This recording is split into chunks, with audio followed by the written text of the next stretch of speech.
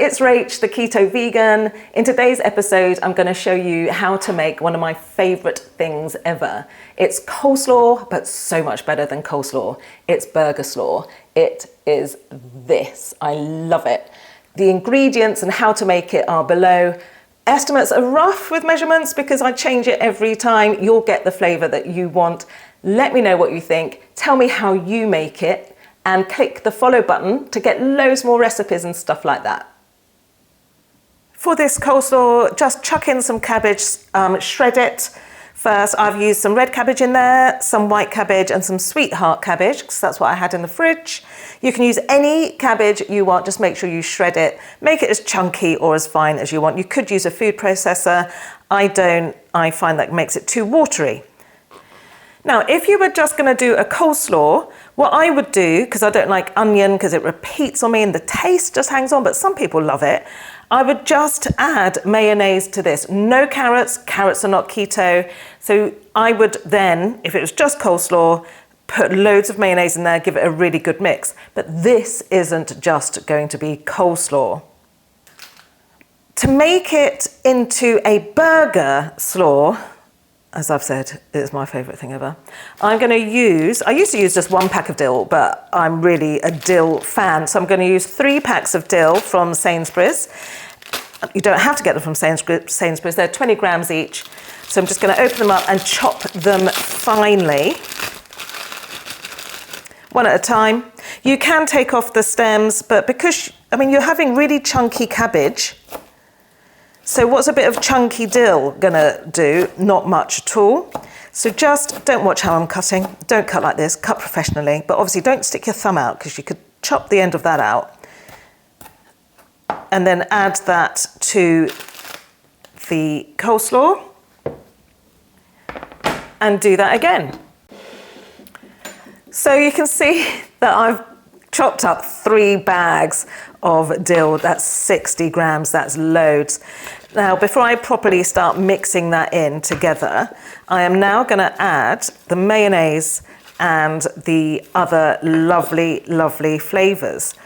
So you get your rather large tub of vegan Hellmann's mayonnaise, order it from Amazon, you can subscribe, it's what I do. There's a link below so you can do that, really easy.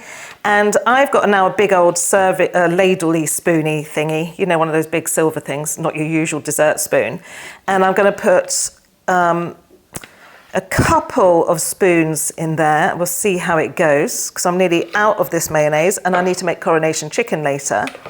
And then the next thing I'm going to put in is a generous squeeze of tomato puree, as you can see.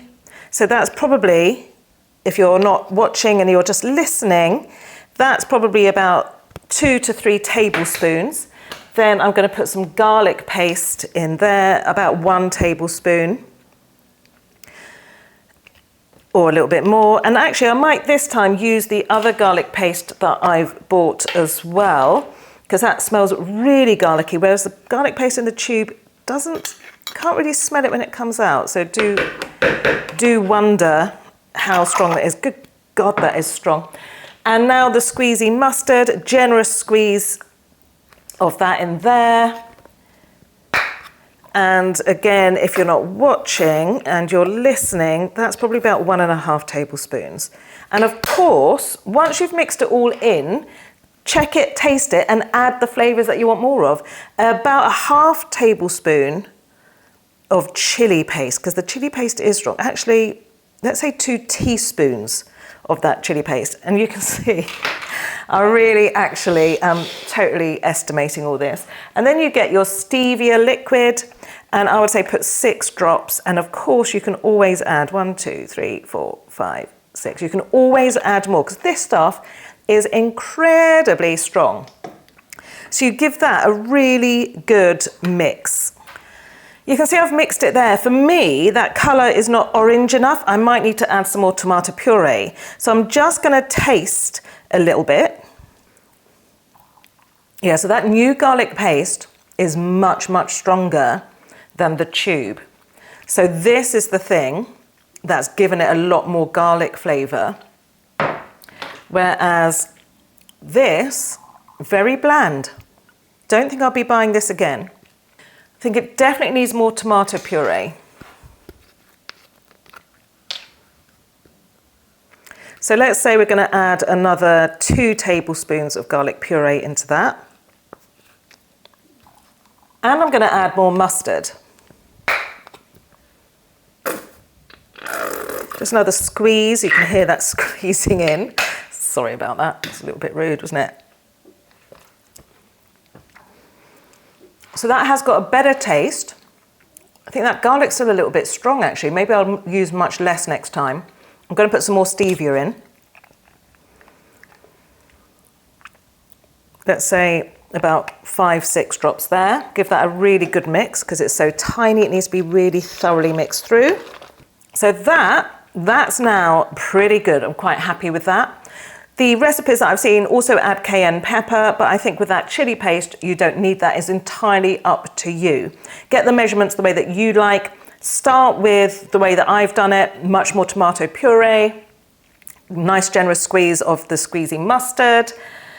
Not as much garlic as I put in. I think that's quite strong. A good few drops of stevia and a generous amount of mayonnaise. Let me know what you think and let me know how you adapt yours.